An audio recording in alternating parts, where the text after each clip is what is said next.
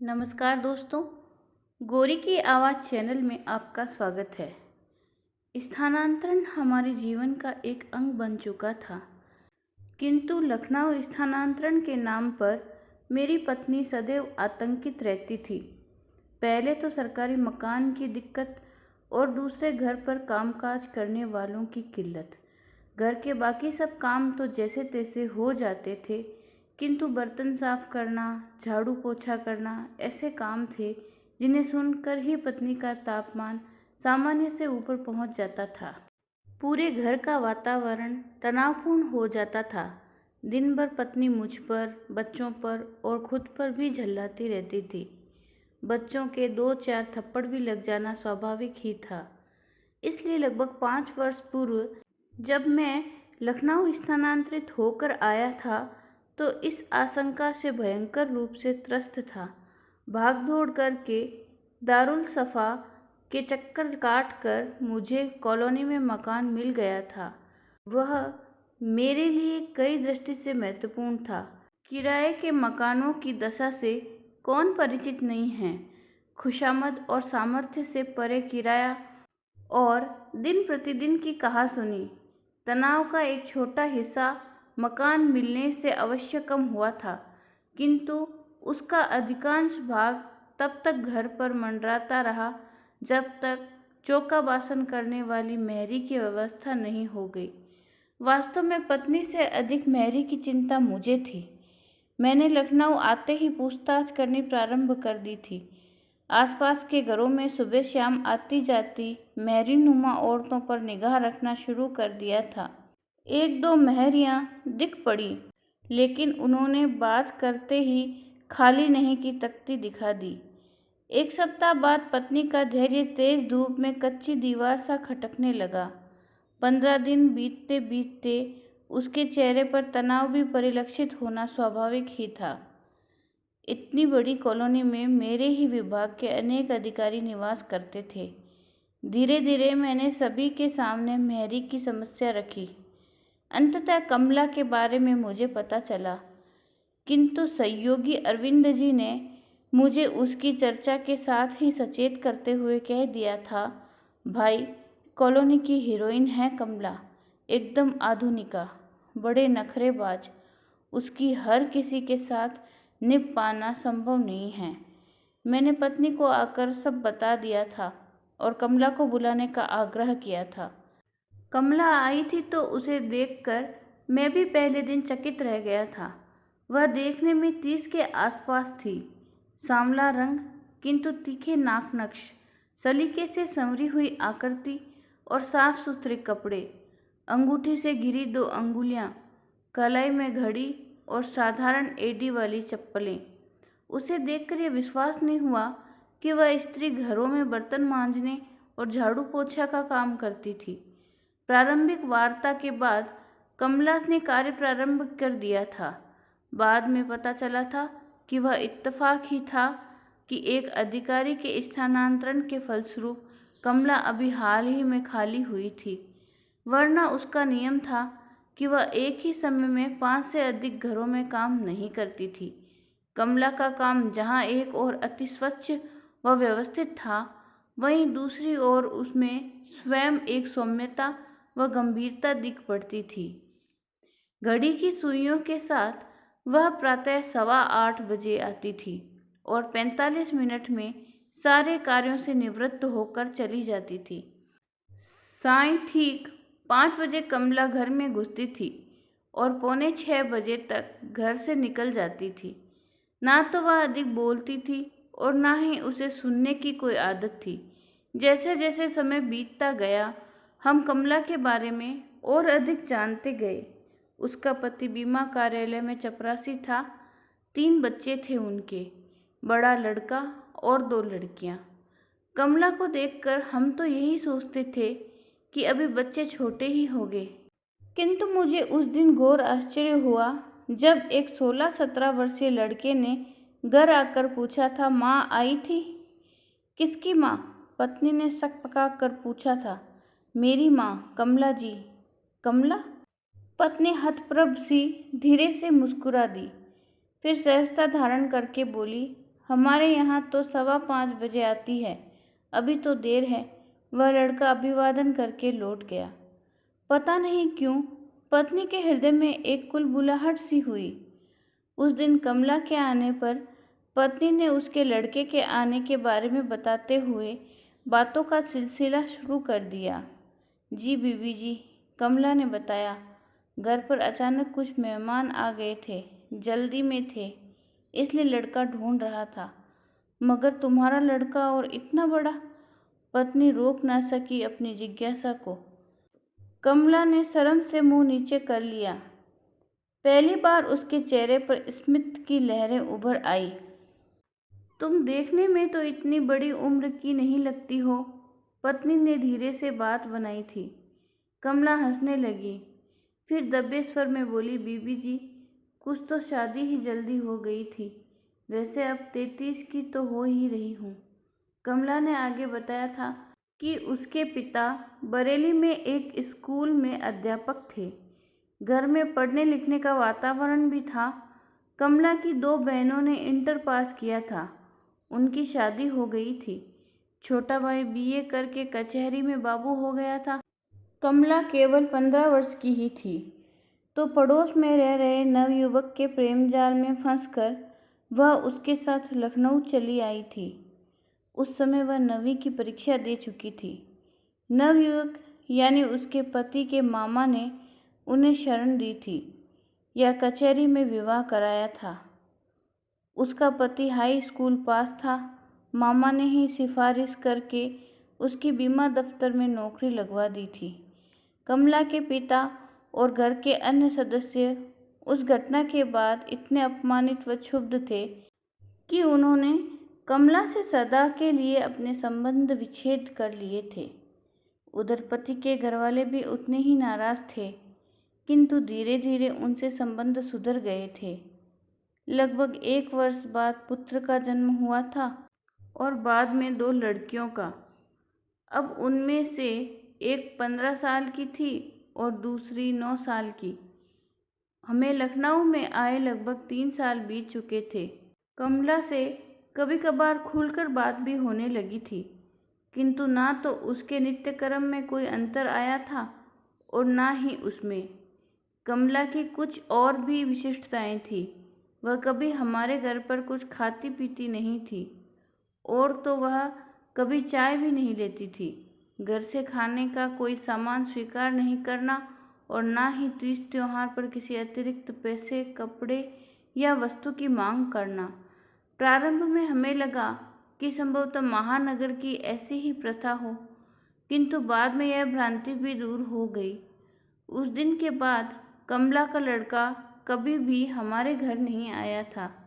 पता चला था कि वह हाई स्कूल की परीक्षा में 2 बार फेल हो चुका था, अब तीसरी बार परीक्षा दी थी। कमला की लड़कियों का हमारे घर पर आने का कोई प्रश्न ही नहीं उठता था। एक दिन जब पत्नी ने कमला से उसकी 2 दिन की अनुपस्थिति में किसी लड़की को काम पर भेजने को कहा था, तो पहली बार कमला रोष व खींच से भरे स्वर में बोली थी, नहीं बीबी जी, मैं अपनी लड़की को नहीं भेज सकती। जो काम मैं उन बच्चों के लिए करती हूँ वह उनको करते नहीं देख सकती हूँ। उस वर्ष जब हाई स्कूल बोर्ड का परीक्षाफल आया और कमला का लड़का तीसरी बार अनुत्तीर्ण हुआ, तो कमला क्षोभ या यंत्रणा से टूटी हुई सी लगने लगी थी। पत्नी के पूछने पर उसके नेत्र छलछला उठे, फिर सिसकियां लेकर रोने लगी थी। साथ ही भरभराए स्वर में कहने लगी, बीबी जी, सिर्फ इन बच्चों के लिए ही यह काम करना शुरू किया था, जिससे वे अच्छी तरह रह सकें, अच्छा पहने खाएं और पढ़ लिख कर लायक बन जाएं। कुछ पल शांत रही कमला, फिर बताने लगी, बाबूजी, हमारे यहाँ पूरे खानदान में यह काम किसी ने नहीं किया था, लेकिन मैंने सिर्फ बच्चों की खातिर यह धंधा अपनाया था। साड़ी का पल्लू निकालकर कमला ने आंसू पोंछे, फिर आगे बोली, मेरा आदमी मुझसे इस धंधे के पीछे बड़ा नाराज हुआ, दुखी भी हुआ। घर के गुजारे लायक उसको पैसा मिलता था, उसके साथ के चपरासी ऐसे ही रह रहे थे, लेकिन मैंने जिद करके यह काम किया। जानती थी कि उसकी आमदनी में काम तो चल जाएगा, लेकिन मैं बच्चों को पढ़ा लिखा नहीं सकूंगी, उन्हें ठीक तरह से नहीं रख पाऊंगी। मैंने मुन्ना को बड़े चाव से पढ़ाना चाहा था, लेकिन वह पढ़ता ही नहीं है। उसके पापा तो पिछले साल ही पढ़ाई बंद करा रहे थे। उसे कपड़े की दुकान पर भी लगवा दिया था, लेकिन मैंने जिद करके वह काम छुड़वाया और पढ़ने भेजा।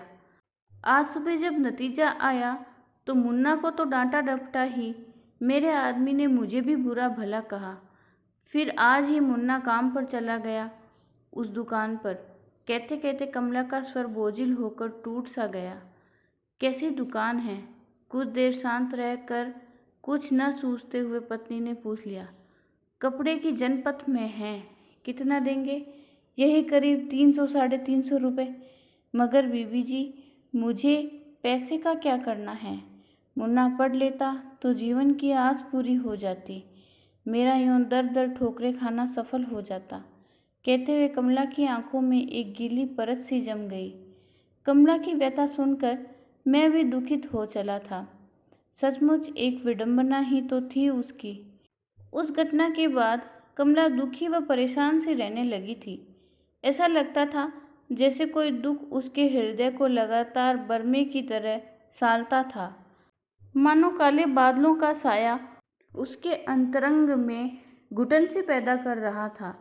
सब काम नियमित रूप से करते हुए भी कमला स्फूर्तिहीन व निस्पंद सी दिख पड़ती थी। कभी कभी यह आशंका होती थी कि वह कहीं काम करना ही न छोड़ दे। किंतु जब 6 माह बीत गए तो पत्नी आश्वस्त हो गई। कमला भी धीरे धीरे सामान्य हो चली थी। एक दिन कमला ने 1 सप्ताह के अवकाश के संबंध में पत्नी से कहा तो उसका आशंकित होना स्वाभाविक था। क्या काम वाम छोड़ने का विचार है? अपने संदेह व आशंका को एक धीमी मुस्कान से ढांपते हुए पत्नी ने पूछा था। नहीं बीबी जी, ऐसी कोई बात नहीं है, कमला ने सहजता से उत्तर दिया। मेरी लड़की की शादी है। सचमुच? पत्नी ने अचंभे से कमला को देखा। हाँ बीबी जी, 17 पूरे कर चली है। लड़का मिल गया है, सो शादी पक्की कर डाली है। ठीक ही किया तो तुमने, और करती भी क्या। उसको भी पढ़ाने की लाख कोशिश की, लेकिन 9वीं से आगे नहीं पढ़ सकी। मेरी ही तरह रही, कहकर हंस दी वह। मैंने सोचा कि कुछ और ना हो, इससे पहले ही उसके हाथ पीले कर दूं और छुट्टी पा लूं। कमला के आग्रह पर हम दोनों विवाह में सम्मिलित हुए थे। पत्नी एक बार पहले भी उसके घर जा चुकी थी। उसने मुझे कमला के घर के रखरखाव के बारे में बताया था। टीवी, सोफ़ा, खाने की मेज, कुर्सियाँ, ड्रेसिंग टेबल, सब कुछ उसके घर में था। आज उसका घर देखकर मैं भी चकित रह गया था। शादी का स्तर भी मध्यम वर्गीय परिवार जैसा ही था। कहीं कोई कमी नहीं दिख पड़ी। वह सब देखकर जाने क्यों मेरे हृदय में कहीं अंतर अतीव सुख व संतोष की भावना प्रवाहित हो गई थी। लड़की के विवाह के बाद एक बार फिर हमें ऐसा लगा कि अब कमला अवश्य काम छोड़ देगी, किंतु ऐसा कुछ नहीं हुआ। एक दिन पत्नी ने मुझे बताया कि कमला मुझसे कोई बात करना चाहती थी। सुनकर मुझे आश्चर्य हुआ। अगले दिन मैंने स्वयं कमला से पूछा था, कमला, तुम्हें कुछ बात करनी थी? जी बाबूजी। हाथ धोकर वह मेरे पास आकर नीचे ज़मीन पर बैठ गई। कुछ काम था? बोलो। आत्मीयता भरे स्वर में मैंने इजाज़त दी थी। छोटी मुन्नी का किसी अच्छे स्कूल में दाखिला करा दीजिए। किस क्लास में? जी, उसने कॉन्वेंट से 5वीं पास की है। क्लास में दूसरे नंबर पर आई है, अब 6ठी में आएगी। उसकी अध्यापिका उसकी बड़ी तारीफ कर रही थी। कह रही थी कि मैं उसे खूब पढ़ाऊं। मैं उसे किसी अच्छे अंग्रेजी स्कूल या सेंट्रल स्कूल में पढ़ाना चाहती हूँ। मेरी हिम्मत नहीं पड़ती थी, इसलिए आपसे ही विनती करने आई हूँ। मैं स्तंभित सा सुनता रहा। क्यों नहीं, आज ही ले आओ उसे, मैं लेकर चला जाऊँगा, दाखिला भी करवा दूँगा। मैंने कमला को आश्वासन दिया। कमला मेरे पैरों को छूने लगी। मुझ पर बड़ा एहसान होगा आपका। यह लड़की पढ़ लेगी तो जीवन भर आपको याद करूंगी। लेकिन तुमने कभी बताया ही नहीं कि तुम्हारी लड़की कॉन्वेंट में है और इतनी पढ़ने में अच्छी है। बाबूजी, क्या बताती, मेरे तो आखिरी आशा है वह। कभी लगता है उसको दूसरों से ज़्यादा मेरी ही नज़र न लग जाए। मैं सुनकर हंसने लगा। वातावरण की गंभीरता टूट चुकी थी, इसलिए मैंने पूछ ही लिया, मगर तुमने उसे दोनों बच्चों के बीच कैसे पाला? बस बाबूजी, शुरू से ही छोटी मुन्नी को एकदम अलग ही रखा दोनों बच्चों से। उसके लिए अध्यापक लगाए, पढ़ाने से ज़्यादा उसको अलग रखने के लिए वह जो मांगती है उसे देती हूँ। कुछ क्षण रुककर फिर धीमे से कहने लगी कमला, उसे आज तक यह नहीं मालूम है कि मैं क्या काम करती हूँ। बाबूजी, हो सकता है कि वह जानकर अच्छे बच्चों में खुलकर घुल मिल न पाए। कमला की आंखें डबडबा उठी थी। मेरे दिल में तार झनकृत हो उठे थे। कमला उठकर अपने काम में लग गई। तब से मैं यही मानता हूँ कि कमला वास्तव में हीरोइन है। उस रूप में नहीं जिसमें लोग कहते व समझते हैं, बल्कि एक नए अर्थ में, एक नए संदर्भ में। तो दोस्तों, आपको आज की कहानी कैसी लगी? कमेंट कर अपनी राय ज़रूर दें और हमारे चैनल को लाइक, शेयर और सब्सक्राइब ज़रूर करें। धन्यवाद।